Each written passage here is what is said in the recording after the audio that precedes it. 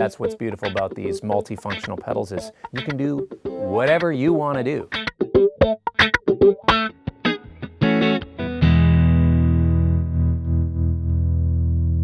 Oh, I should use the volume pedal because we're talking about my pedal board. Hey everybody, my name's Cory Wong. Today, what's on the pedal board?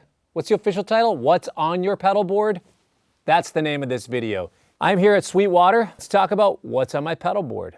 The fun thing about this pedal board is actually that it was built right here at Sweetwater. I hit up Matt Duncan, the head of the guitar pedals department. I was like, I need a pedal board that will fit in this suitcase. Here's the pedals I want. Here's the power supply I want. Can you help make it happen? He's like, give my team a week. I'll send you a pedal board. They did just that, and I couldn't be more stoked. If you are going to even remotely think about judging the work of their right angles on this pedal board, don't even consider it, because I've had this pedal board for months now, and it's been on dozens of flights, thrown in the bottom of the plane, pedals torn off by people at TSA. That's fine, that's part of the job, that's part of the deal. It's a little bit messy right now because I travel a lot with it, okay? But guess what? I haven't had to replace any pedals, haven't had to replace any cables. It has lasted just great. So let's dive right into it. I'm starting with the Shure DLX16. It's the nice one that has USB-C charging on the pack. It goes on my pedal board. It's got a tuner. That's why I like it. I've used other wireless units in the past, but this one to me has been the most reliable. To be honest, I really don't like using wireless units that are a rack, because then it's like a whole other thing and I'm running more cables and blah, blah, blah. This is just so much easier. It's right on the pedal board and it's my tuner. From the wireless, I go straight into the Neural DSP Quad Cortex. The Quad Cortex is wonderful. I am able to load in the Archetype Cory Wong plugin, which is a plugin that I developed with Neural DSP. And you can see I just got off the tour. I was afraid to update this specific unit, but my other one has the actual new looking plugin. So Neural DSP, don't be mad at me. I didn't want to update it. I still have the beta on here, okay? What's amazing about this is I have all of my, pretty much anything that I want in this pedal. This thing is amazing. It's got a touch screen. I can do a bunch of different things with it. I use it for electric guitar, acoustic guitar. I use it for bass. It's all in here. It's got a bunch of banks. I have a bunch of different presets. The way that I use it though, I know a lot of people use it as, like they have specific songs or scenes and they go through that way. For me, call it old school, but I still like just turning on and off the pedals. It's fine either way, however you like to do it, but I use it in stomp mode where I can just turn on each pedal individually and turn them off individually. Is it maybe easier for me in some settings to just press one button rather than going tuk, tuk, tuk, tuk, tuk? Yeah, but like that's kind of the fun of it too. The amp and cab that I use on here is from the Archetype Cory Wong plugin. It's the Amp Snob is the name of the amp. It was modeled after a Dumble and a Super Reverb, kind of blended a little bit. That is my main amp that I use in here. And then the other one is called the Clean Machine. And that one, actually, it's also a hybrid. It's kind of based on a Roland JC120 and a Fender Twin. And the reason why I did that is because I love the clean tones of a JC120, but even the amp itself, sometimes when you turn on the drive, it gets a little ice picky in the top end. It gets a little, some of the transients get a little spiky in the top end, and a Twin just handles that a little bit better. So I did a little bit of a blend, and it's actually brilliant how the engineers at Neural DSP figured that out. So it sounds amazing. That is for, I guess if I'm going for a really, really clean tone. But if I want like a great tube amp sound, I use the Amp Snob. And honestly, when I play live, that's the one that I use 90% of the time, just because it does give me a little more of that feeling. So you'll see on here that I have an effects loop block. And what's great about that is that I can put any other pedals anywhere that I want in the chain. So I have a few other things going, and then I go into the effects loop, which goes straight into the Wong compressor by Wampler. This is a compressor that I helped develop with Brian Wampler. It's, the circuit is based on the Ego comp with a couple things adjusted. It has an added boost, which I can do in either flat boost mode or mid boost mode. To be honest, I was kind of trying to model it a little bit after the Clapton mid boost that was built into some of the Fender Strats. It's nice because the mid boost or the flat boost, you have your option for the tones. And then another thing that I really like about this pedal is that it does have an XLR out. It has a ground lift on it, so it can be kind of a DI box. I mean, really, at the end of the day, it's also a DI if you want it to be. You can go direct out of here, but still keep everything else in the chain. And this particular setup, I don't have it where it's very accessible to do that, but my pedal board at home, the one that's just always living in my studio, has that sort of thing. So it acts as a DI and it acts as a pedal in my rig. Another thing that I love about this compressor is it has a blend knob. Okay, that is essential to me. A lot of guitar players in the past didn't love compressors because it really squashed the tone. I hear a lot of people talk about, oh, it just takes away any of my dynamic range. Although I think they're not wrong, I think one of the things that has really solved this is the idea of parallel compression. This is something that studio engineers use all the time, where you have something that's really compressed, and then you have something that's the exact same thing that's not compressed at all. And you blend the two together, and you get some of that dynamic fun from just the natural playing, but then also you get the power from the squashed signal. And that's what I do here. Pretty much all the knobs at noon or somewhere around noon, kind of depending on the room and the rig that I'm in. But I love this pedal.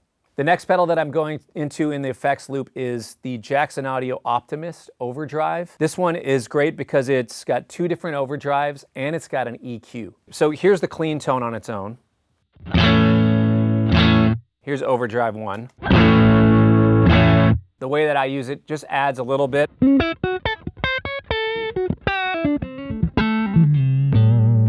Overdrive 2 just kicks on the gas a little more.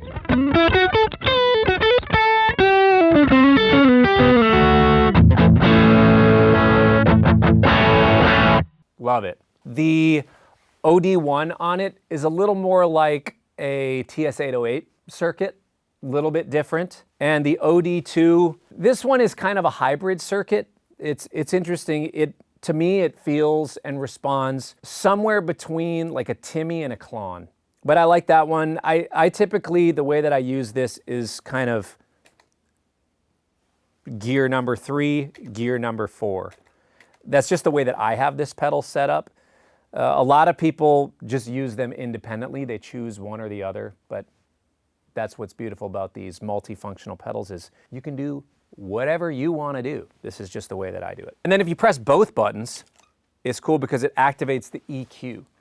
And the way that I use the EQ on this is just a little bit of a mid bump. You can see on there, the bass and treble are just at noon, but this bumps the mids a little bit. I don't know, it just gives a different characteristic to the tone. It actually shapes it a lot more than I would have expected, so I'll give you a similar thing. To me, honestly, it's kind of like instant Mayer tone. It's really a fun thing.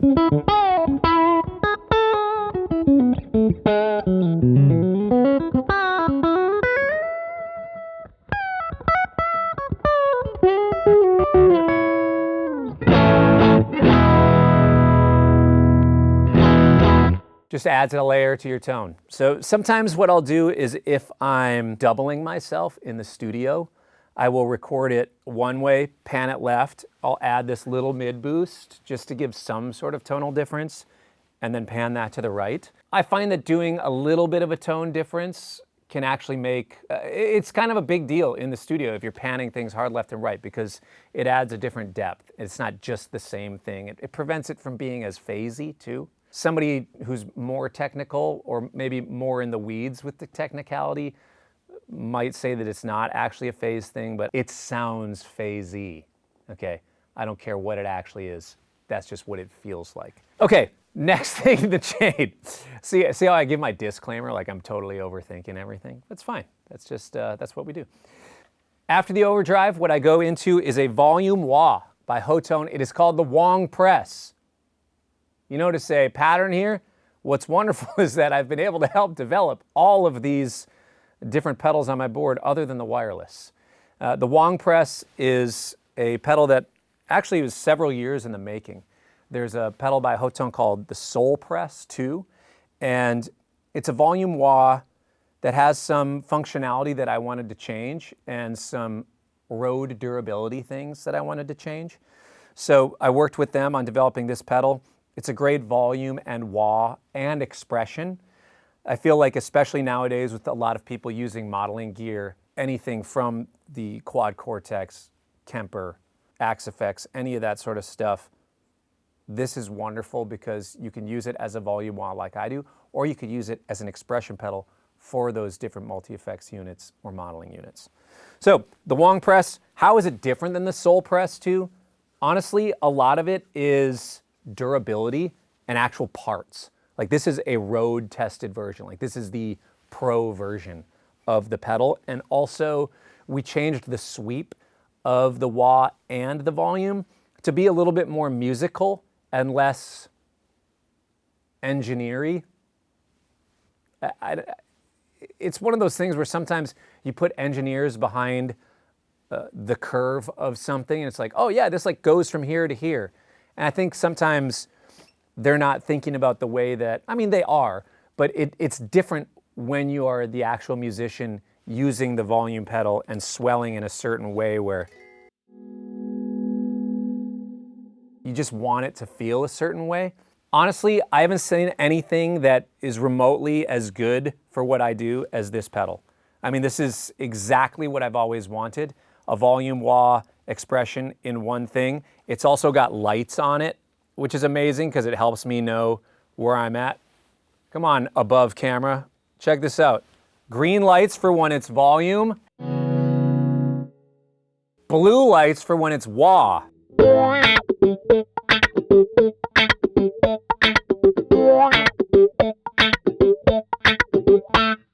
Amazing. And also the footprint. A lot of these smaller versions of wah and volume pedals just kind of don't feel right at the fulcrum. They're kind of hard to get control of. But this one is kind of an in-between size, and it really is comfy. I mean, my foot looks huge against it, but it's a comfortable size. And the fulcrum is in a place, we moved that in a place where I feel like it just fits better on pedal boards. Okay, going from that straight back into the Quad Cortex in the effects loop. Let's talk a little bit about what I use on here. I'll show you, honestly, when I do my shows, I really only use a couple different patches for my music because I don't need a ton of sounds out of this. A lot of what I do depends on the clean tone and just a really great amp and cab sim. My main sound that I use from this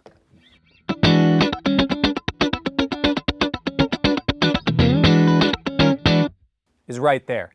It's the amp Snob like I talked about, and it's the cab from that. It's straight out of the Archetype Cory Wong plugin, just put right into here. Which, you know, if you have a Quad Cortex and also own the plugin, you can literally just load it right onto here. It's incredible. The first one on here that I go into is a envelope filter. You can see here that I can assign it to any one of these, or I can actually assign multiple, which is really great. It doesn't really matter what order they're in the chain. You can put them wherever you want and you can place them wherever. This is just where I like to have it. So this is the envelope filter straight from the Archetype Cory Wong plugin.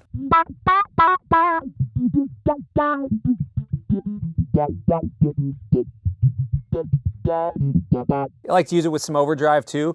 I'll just show you this overdrive with it just because it's cool.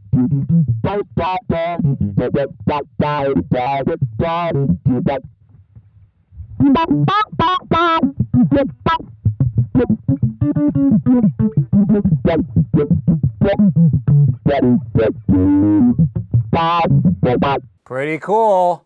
Fun effect. I like envelope filter. A lot of people ask me, oh, what's that wah that you used on that Fearless Flyers tune? Patrouille de France.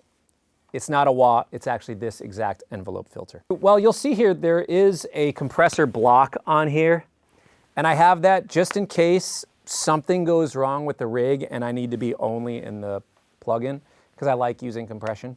I have a Octaver on here, which I use sometimes just for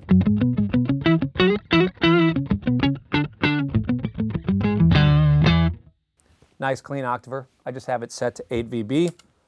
Blend it in a little bit, that's great. This is a fun one.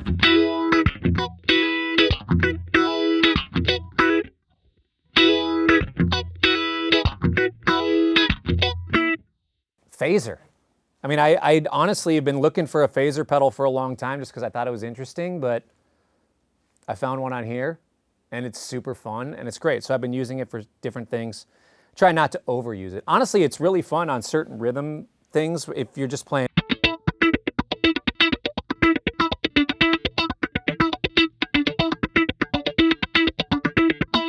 Just adds a little bit of movement, adds just something kind of fun. Leslie, another thing. Honestly, for a long time, I was afraid to use Leslie because I felt like it was so associated with certain players and certain things, like Charlie Hunter and even some of the way that Schofield has used it a little bit. I was just like, I don't want people to think that I'm copying somebody else. Then I realized the Leslie's been around for a lot of years, okay? I can use a Leslie. The good sounding Leslie pedals were always just huge. They just took up way too much room on a pedal board. Neural DSP actually made an amazing one, so I like this one.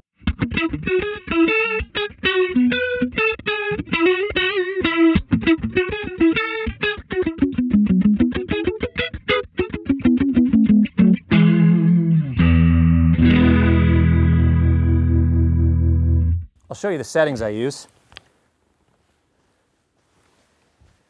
Yeah, that's it. I didn't really, I think I pulled up the Rotary, like the default patch and maybe adjusted a little bit. I don't want to mess with it right now because this is like my road tested patch. I've been using this for a couple years and you know, the first 6 months, it's always just making the most tiny tweaks. That's that. It's cool though. It's got, you can do different speeds on it. This is just what seems to work nice for me. And you couple it with some other pedals, it plays nice with other pedals.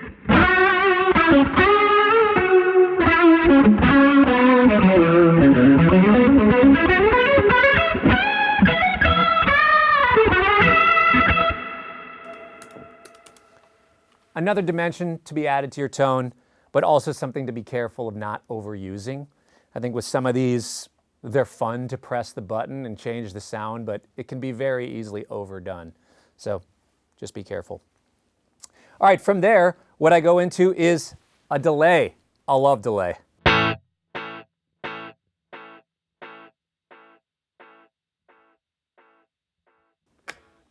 That's a lot of feedback. So you can imagine if I play a wrong note, let's say I'm just like playing.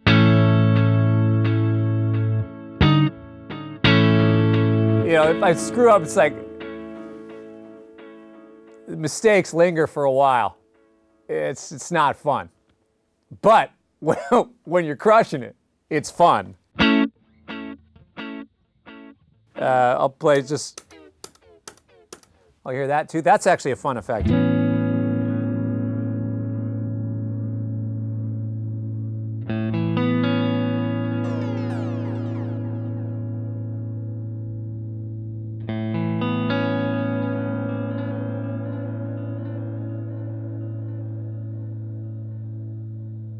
Pretty accurate as far as what it's emulating too, but if I'm playing in delay,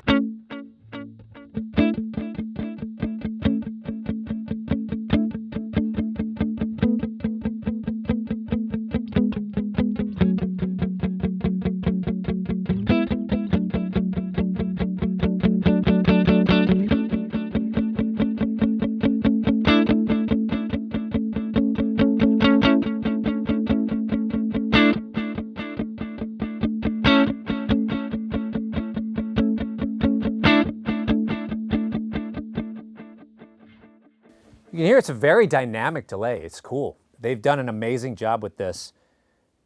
Honestly, the way that I'm playing right now makes me tempted to want to turn down the mix and the feedback a little bit. But I know that I'm not actually in the playing scenario that I'm normally in with my band, so I'm not going to mess with this. And I think that's actually one of the things with pedal boards that we sometimes need to remember is like, on the gig, this is what feels right. And I know that at sound check and at the gigs, for the last 2 years, I've been dialing in all this stuff. Like here I am, it's just like, it's pretty early in the morning, hanging out, it's not very loud. My instincts right now are to change it, but I'm like, I think I'm smarter than that. This is not the setting that I normally use this in, so I'm not gonna mess with it. That's the one. Tape delay. Yeah, it's mixed at 50%. Normally I would bring that down, but for whatever reason, I'm not gonna mess with it right now, but I'm gonna take a mental note. And then you can see ping pong is on, and the trails are also on. That basically means if I just turn it off, is it gonna keep the delays going, or is it gonna do a harsh cut? Certain settings, you might want one or the other. That's fine. That takes us to the reverb. Oh, I love this reverb.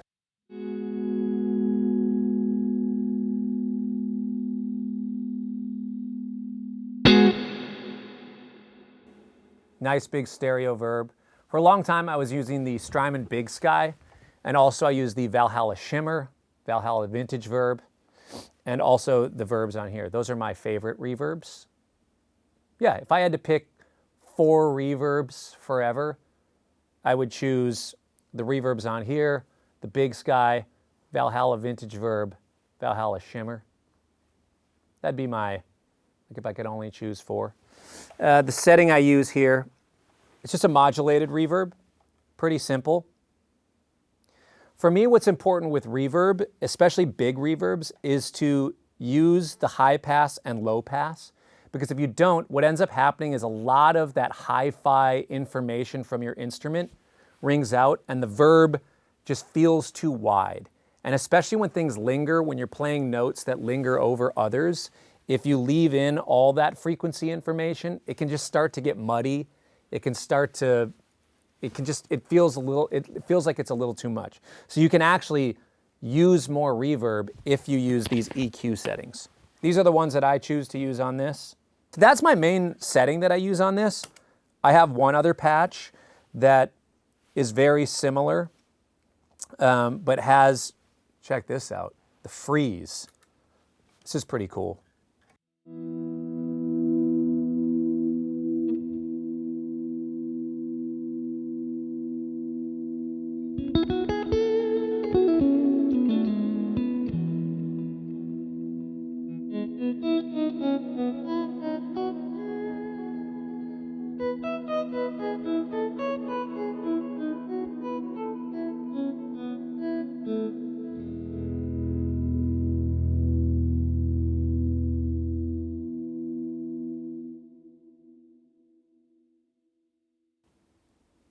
Pretty dope, huh? It's nice because that way you can just practice over playing chords and that sort of thing, but also in my live show, I'll sometimes use it just to set up a little bit of a pad, that sort of thing.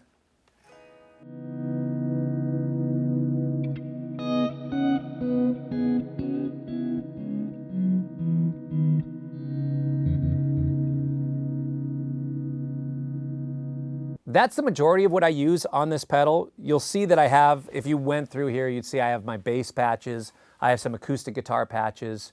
They're really nice because my different acoustic guitars, I have different EQs for. So it's like my Martin Mini, I have specific EQ and compression settings for that. My 00, I've got settings for that. And I just have different patches. And that way, if you're switching acoustic guitars live, it makes a world of difference. And you can really shape the tone really specifically however you want it.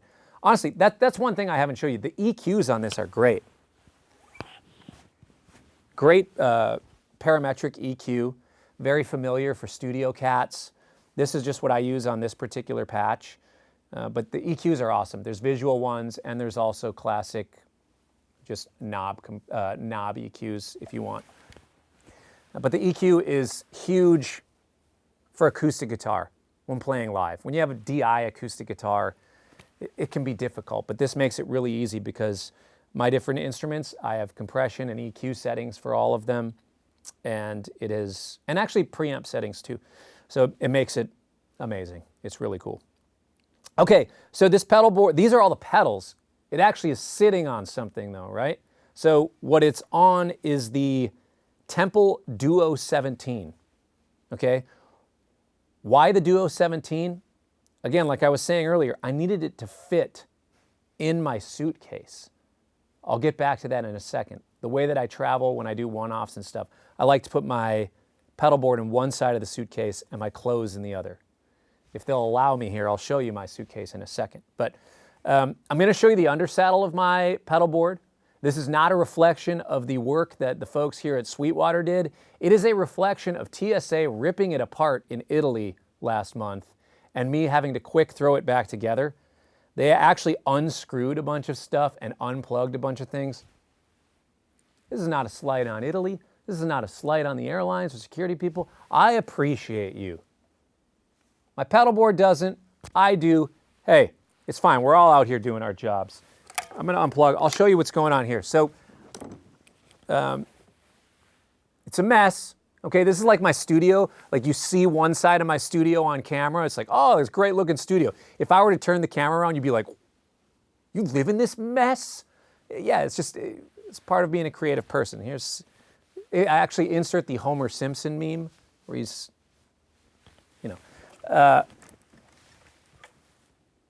the CIOKS power supply here. This thing is great. Good clean power. And then I have the other unit that helps it to power the quad Cortex. This is the working of one of my friends saying, hey, everything's screwed in, but let's just gaff it a little bit. It's like, okay, whatever. So yeah, it looks like a mess, but it works.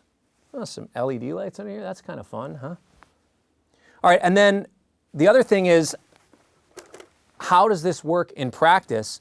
You'll see underneath that I have these two different places where I have outputs. So I have outputs 1 and 2, which always go to front of house, and in this case are going direct to the cameras, and outputs 3 and 4, which always go to my monitoring, whatever is happening in my ears. And in this case, I'm using these nice EV monitors. I think that's a big part of doing the amp modeling thing live, is that you have speakers that are going to really greatly reflect your tone. And I think what causes a lot of people to not enjoy playing through modeling gear is that the wedges or the rig that they're actually hearing their stuff back through just like doesn't sound good. Like of course, yeah, like you plug into an amp. Amps sound great on stage and they're loud and blah, blah, blah. They have their ups, they have their downs. But if you can dial in an amazing tone, if you have great speakers that can reflect that tone and really give you an accurate sound, it's huge. And these are actually the wedges that I use when I'm on tour as well. So it's great. I think when it comes to amp modeling gear, I guess the other piece of advice that's actually really important is you need to know what the real stuff sounds like. I think that's one of the hang-ups for a lot of people when they're playing through modeling gear, is that they don't actually know what the thing is referencing. So the more you train your ears, what does a super reverb sound like compared to a twin, compared to a Princeton, compared to a deluxe? You should know the difference. You should know the difference between a Rat and a Fuzz Pi and a TS-808 and a TS-9. You should know the difference between all these things. Like some of them are so glaringly obvious, but the more that you actually get on the real gear, get your ear trained to the real gear, the more you'll really know how to dial this in, because you'll know, your ears will know how to reference it. Because your speaker settings, you might be dialing in your tones at home on little monitors or on your headphones or on good or bad wedges somewhere. But the more you reference it on different systems and make little compromises here and there, the more that you can really create a great tone. And I think that's important. A lot of people will only create their tones on their headphones, and then they get in a live setting and it's like, why doesn't this sound amazing through the house? It's like, well, you didn't really accurately dial it in for this setting. So it's important to do it in multiple settings, so that way you can kind of see what different things feel like. And you'll surely you'll have to make a little bit of compromise here and there. But it's important that you do that, put in the work. Here's my Suitcase. This is the one that I use. It is the Away aluminum larger carry-on. I don't remember what they call it. But basically on one side, I put my pedal board. It fits exactly into this. It's amazing. And then on the other side, I put my clothing. So that way, weekend trips, festival one-offs, all that stuff, I can just fit it all into here. I check it. Maybe I shouldn't. As you can see by the condition of my pedal board after checking this bag hundreds of times. But also, I don't know, it's kind of nice to not carry my suitcase through the airport all the time. So this is how I travel with it. It's awesome. Sometimes it drives my crew nuts where they're like, just get, you have a Pelican for this, use your Pelican. I'm like, yeah, but it's like another bag to check and it's more stuff to carry. This is what works for me. I like doing this. I think the important thing is that you find something that works for you and that you're comfortable with. That's it. That's my rig. I have an identical, basically identical one at home in my studio. This is my travel one. It works amazing for me. Hopefully this was helpful to you. Hopefully you got a little bit more information about these pedals. If you are interested, please reach out to your Sweetwater sales engineer. All of this stuff is available right here at Sweetwater. They take care of you. They're gonna send you some candy too. Nice little bonus. We'll see you next time. Peace.